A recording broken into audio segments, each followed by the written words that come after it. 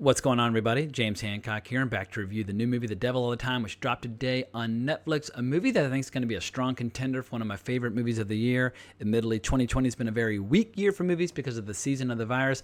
Nonetheless, The Devil All the Time feels almost like a throwback to the really edgy, provocative movies that used to come out back in the 90s from directors like Alan Parker or Adrian Lyne or Abel Ferrara or Martin Scorsese, the kind of movie that Hollywood absolutely avoids these days as they drift more and more into kind of family-friendly, risk-averse, innocuous global entertainment that can play anywhere. And I really applaud Netflix for getting behind a movie that's definitely going to divide audiences, because when it comes to sex and violence, this movie goes into some really strange, weird, disturbing territory. But I should say from the outset that I won't be going into any spoilers initially, and I'll give you fair warning before I do, because this is one of those movies with so many outrageous scenes that can be spoiled. You could easily do a top 10 most outrageous moments list and still have plenty of scenes left over. But the movie is based on a novel by Donald Ray Pollock from 2011.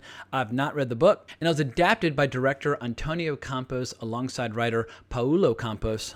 And I think they absolutely knocked it out of the park. If I were to pitch it, I would basically say, imagine a movie like O Brother, Where Art Thou by the Coen brothers, but mixed with gothic horror. Obviously, O Brother, Where Art Thou took place down in Mississippi, but this movie is set in West Virginia and Ohio. But it's a period piece from the mid-50s to the early 60s, and I think the official synopsis on IMDb is pretty good. It says, sinister characters converge around a young man devoted to protecting those he loves in a post-war backwoods town teeming with corruption and brutality.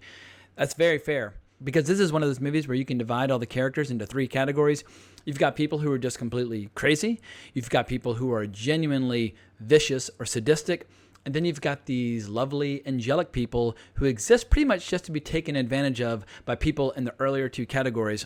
Tom Holland's character is probably the one exception. He is genuinely the hero of the story, but even he as the hero has a dark side. And when he does things like leaping to the defense of his stepsister when she's being bullied at school, the degree to which he gets payback is so above and beyond that he makes it clear he's got a dark, savage side looming below the surface. And for me, as a fan of Tom Holland, I mean, obviously I love him as Spider-Man, but it was an absolute joy seeing him stretch his acting muscles, improve his range, and show that as a leading man, he's got a lot of talent and potential that Hollywood has been failing to exploit up until now.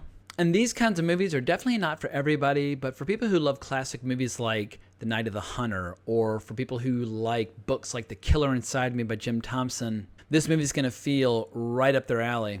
But the big selling point of this movie is seeing this extraordinary cast, many of whom are already very popular from their giant mainstream franchises. I mean, you've got Robert Pattinson, Batman. You've got Bill Skarsgård, who's Pennywise. You've got Sebastian Stan, the Winter Soldier, and obviously Tom Holland, who's Spidey. But they're exploring scenes and material in this movie that they would never get to explore in those much more mainstream franchises.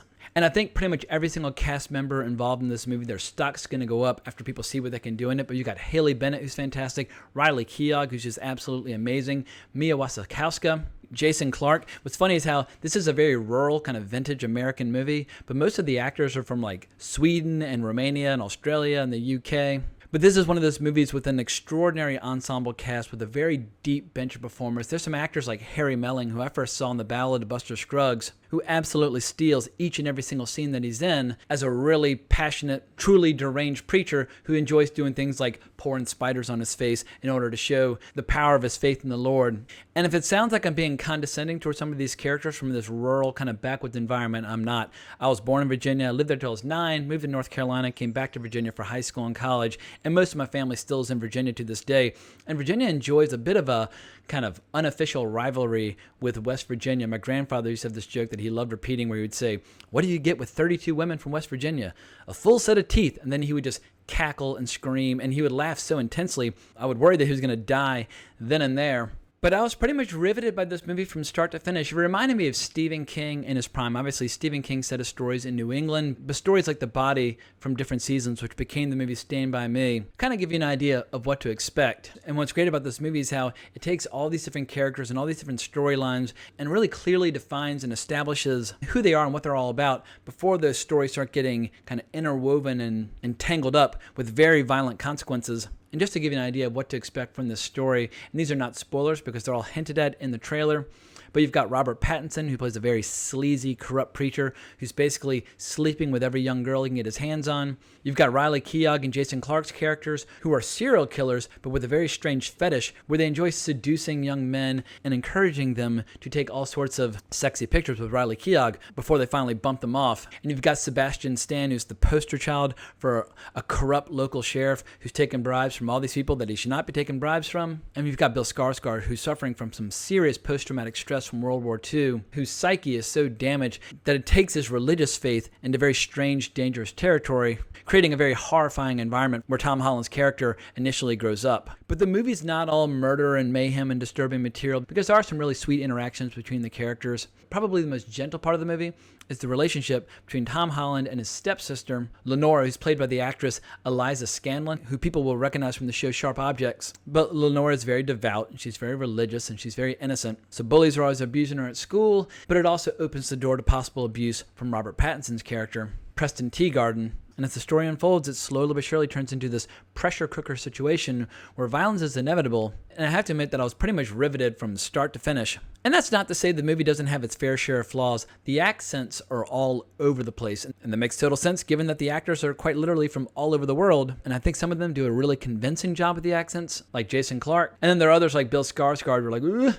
I don't know, dude, like, you're from Sweden. This is kind of a stretch for you to sell me on the authenticity of your character. But the movie features an extraordinary score with a lot of pop tunes from the 50s and 60s, as well as a lot of really interesting spiritual tunes that capture just how religious this community is in this remote environment. So as someone who really loves movies and books that allow the audience to kind of gaze into the abyss and really get immersed in the dark side of humanity, I have to admit that this movie came along at the perfect time. I love that there are filmmakers out there who are still attracted to really edgy material like this, and I love the fact that there's so many actors out there who are still willing to risk their image and their reputation by playing incredibly unsavory characters. But I have to push back on a lot of critics out there who are saying that this movie is just completely grim and merciless without a ray of light or hope in the entire movie. I think that's an oversimplification. This movie definitely puts the audience through the meat grinder, but in the end, this is a movie about one of the few good people in a really corrupt community, just trying to make the best of a really horrible situation, where one act of revenge leads to a bit of a domino effect, which leads to a chain reaction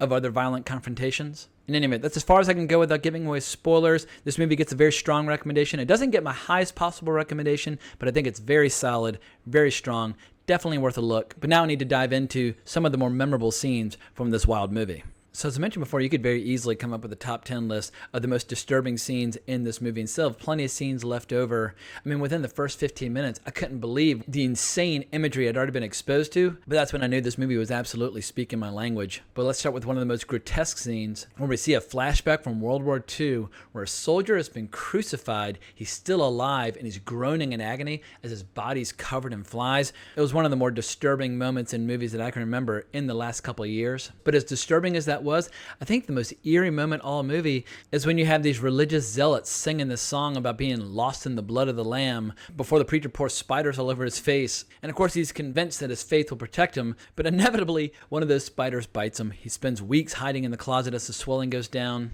And I think with only a few scenes in this movie, Harry Melling, he does walk away with the MVP award in terms of memorable performances. And this is an actor who's surrounded by a lot of actors, giving this movie their all. But he's just got this eerie way of delivering his dialogue. In particular, when he takes his wife, played by Mia Wasikowska, out into the woods. After the spider bite, he's convinced he has the power to both kill and resurrect people. And in an absolutely savage scene, stabs her in the neck with a screwdriver, watches her bleed out, and then starts calling upon God to resurrect her then and there. It was just an absolutely terrifying scene. And shortly thereafter, he ends up getting precisely what he deserves when he gets picked up by these serial killers played by Jason Clarke and Riley Keough. And they're buttering him up. They're trying to get him to sit down on basically a picnic blanket with Riley Keough to pose for some romantic pictures. Jason Clarke likes to refer to his victims as his models. And I just found myself howling with laughter as he exclaims, "I never heard of such a thing," before Jason Clarke finally does him in. But I love seeing Jason Clarke really go to the dark side with this character, as well as Riley Keough, because as we see later on in the movie, when we get a glimpse of their collection of pictures, she's more than happy to pose topless with all their victims, some of whom have obviously been castrated. I mean, like I said, this is a movie that goes to the dark side. For people who get squeamish about these sort of things, this movie is going to be an absolute nightmare experience for them, because it just never lets up from start to finish. You've got Bill Skarsgård's character crucifying his son's dog in the exact same fashion as the soldier that he saw back back in World War II. And even the scenes where the good guys are doing the right thing, even that can be traumatizing. When Tom Holland's character is trying to get revenge for his stepsister, he goes after these guys with a tire iron and he beats them so mercilessly and so savagely. It just feels like every 5 or 10 minutes this movie does everything in its power to upset the viewer. And because this movie employs voiceover narration, it allows us additional perspectives or insights into particular scenes. Like when the character Lenora commits suicide, we learn from the narrator at the last second she decides to change her mind, and as she's trying to get the noose off of her neck, she slips and ends up killing herself anyway. And as somebody who still enjoys reading fiction, reading novels, it was just very refreshing to see a movie take this overall novelistic approach to the overall narrative. And the reason she was even considering suicide in the first place is because she allowed herself to be taken in by and seduced by the preacher played by Robert Pattinson, who basically uses his position in society to seduce every young girl that he sets his eyes on. And Robert Pattinson's performance might be a little over the top in this one scene where he's talking about delusion. However, I have to admit, it was really fun seeing him play a straight-up villainous character. And probably the best scene of the movie, Tom Holland's character comes to him and asks him if he has time to talk to a sinner. And as a way of kind of getting Robert Pattinson to divulge or acknowledge certain parts of his personality, Tom Holland starts making up all these stories about all the perverted stuff that he's into. And it was just really interesting seeing these two young dynamic actors exploring this really perverse scene together before it inevitably turns violent and Tom Holland has to blow him away. And it's going to be interesting seeing what kind of side-by-side comparison some people cook up on the internet, because we do have a scene where Tom Holland and Sebastian Stan have a face-off, but as they were having their face-off in the woods trying to kill each other, I couldn't help but recall their scene in Captain America Civil War when the Winter Soldier throws a bunch of Spider-Man and he catches, like, whoa, like, you have a metal arm, like, that's amazing. It's just incredible how far these actors have come over the last 4 years to go from a movie like Captain America Civil War to The Devil All the Time. So I hope that this movie will find an audience and that these actors are rewarded for taking such a creative gamble. But I'll tell you one thing, I'll be watching a lot more movies by director Antonio Campos moving forward. He's got a lot of movies out there that I haven't seen yet. I'll definitely be hunting down After School and Simon Killer. But I hope Netflix is satisfied with the final product and that they'll continue to give Antonio Campos more opportunities like this moving into the future. But I think I'm going to go ahead and wrap up this review. So if you want to talk more, you can hunt me down on Twitter at Colbrex. But please remember to like the video, subscribe to the channel, hit that notification bell. But I can't thank you enough for watching the video. Really appreciate it. But more importantly, as always, onwards and upwards.